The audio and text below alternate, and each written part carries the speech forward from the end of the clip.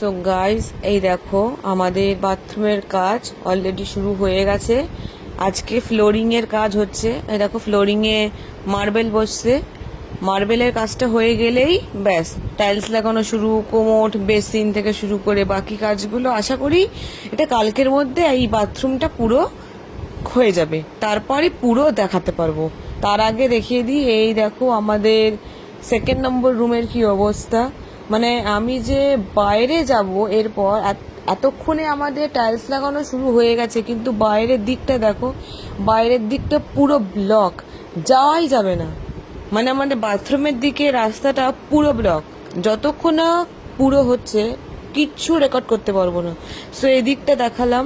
দেখো আমাদের এই দিকের টাইলস লাগানো পুরো কমপ্লিট। আরও 2-3 ঘন্টার পর বোধহয় এই ঘরটা পুরো কমপ্লিট হয়ে যাবে। ওই দেখো কি অবস্থা, ওইটুকু জায়গা যা তা মানে যা তা। এই ঘর বাড়ি রেনোভেট করলেই না এই হচ্ছে ঝামেলা। এইটা আগের ভিডিওটা দেখাচ্ছি, এইটা আর আমার প্রথম ভিডিওটা আগে পিছে হয়ে গেছে। সো প্লিজ একটু অ্যাডজাস্ট করে নিও।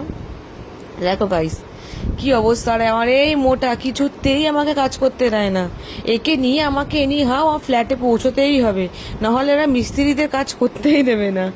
গাইস তৈরি থাকো, খুব তাড়াতাড়ি আমি আরও একটা নতুন ব্লগ নিয়ে আসছি, পুরো ক্লিয়ার করে আনবো যতক্ষণ না আমাদের বাড়ির কোনো কাজ ভালোভাবে যতক্ষণ না কমপ্লিট হচ্ছে।